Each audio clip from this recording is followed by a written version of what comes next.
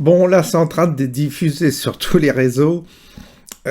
Amélie nous en a fait encore une bonne, là. Alors, elle n'en rate pas une. Je vous laisse découvrir le per- la, la finesse de cette personne qui racle tout ce qu'elle peut racler pour rester en poste, tout ce qu'elle peut racler en démagogie, en comment dire, en compromission. Elle est capable de tout, de bouffer sa merde, même, je crois. Elle sera capable de bouffer sa merde si on lui demande tellement elle tient à garder son poste de ministre. Elle est prête à tout. Jaja, Jaja. J'aime bien Jaja, j'aime bien Doudou, j'aime bien SMS, j'aime bien hyper, voilà. Il y a du rythme, il y a de la vitalité. Jaja, Jaja. J'aime bien Jaja, j'aime bien Doudou, j'aime bien SMS, j'aime bien IP, voilà, il y a du rythme. Jaja, Jaja. J'aime bien Jaja, j'aime bien Doudou, j'aime bien SMS, j'aime bien hyper, voilà. Il y a du rythme, il y a de la vitalité. Où la haine est présente. Prenons le cas d'Aya Nakamura. On peut ne pas être Moura. On caricature son écriture, on caricature. Elle plaît. Qu'est-ce que vous voulez que j'y fasse? Parce que cette femme a du talent. Et en tout cas, Ce monde est pourri à un point. Ils sont tous derrière cette femme cette chanteuse qui a un nom improbable, japonais soi-disant en plus, tellement elle aime la France. C'est pour représenter la France. Ça fait 2 ans qu'elle a la nationalité française. Non mais, on est dans un monde de fous. Puis pour ajouter du piment à la sauce, en dernière séquence, je vous propose de voir où elle met ses enfants, Madame Amélie. Vous savez, Amélie Oudéa Castéra. Elle met ses enfants dans une école très bon chic, bon genre. Hein.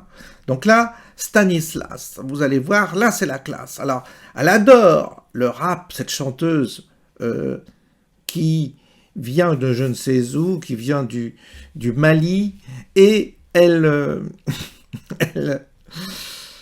met ses enfants dans un environnement qui est tout à fait en accord avec ses goûts. Voilà, je vous laisse découvrir à nouveau si vous ne l'avez pas vu.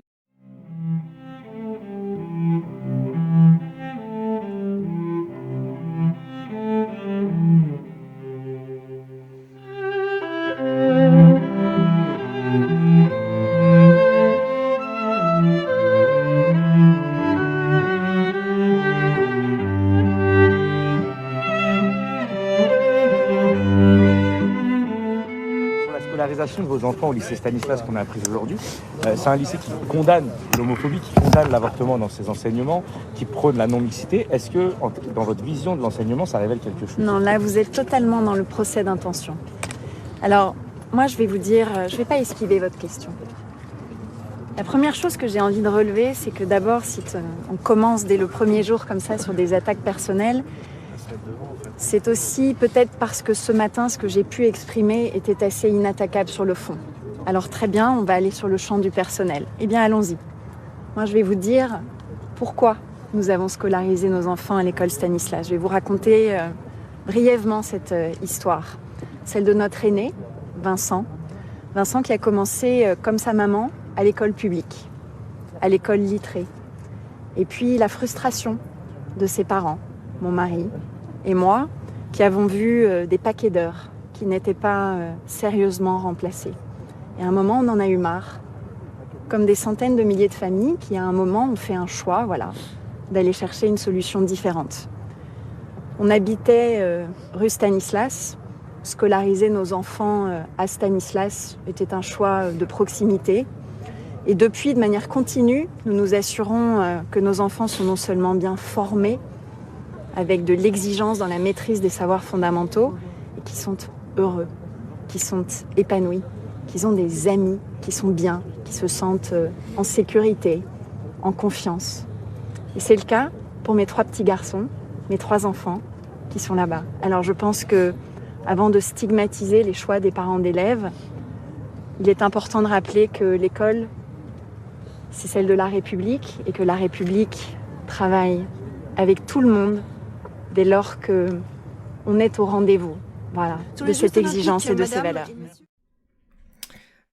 Comprenez qu'on puisse s'interroger, notamment au niveau du sport amateur, qu'une dirigeante de fédération, je prends votre cas puisque c'est celui qui est exposé ici, touche 500 000 euros par an, alors que, bon, moi je vois dans ma ville de Toulouse, mais je pense qu'on pourra le décliner, on a plein de clubs qui sont exsangues, qui n'ont même pas de quoi payer des équipements les plus élémentaires pour pouvoir permettre une pratique correcte. Est-ce que vous pensez qu'il n'y a pas là à remédier à ça?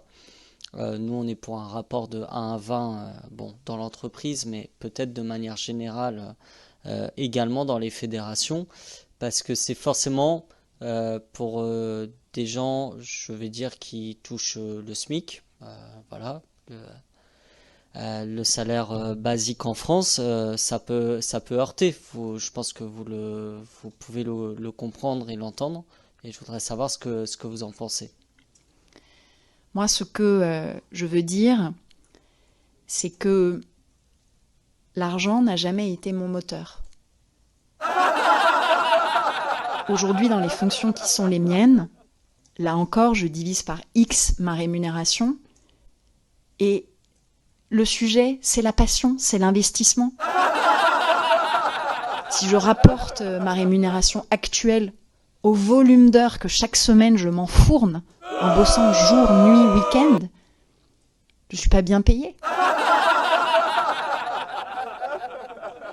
C'est pas grave. J'ai une mission fondamentale dans un moment important pour le pays. Et je suis passionnée par ce que je fais, tout entière à mes responsabilités. Touche 500 000 euros par an, alors que... Je suis pas bien payée. Je suis pas bien payée. Je suis pas bien payée. Je suis pas bien payée.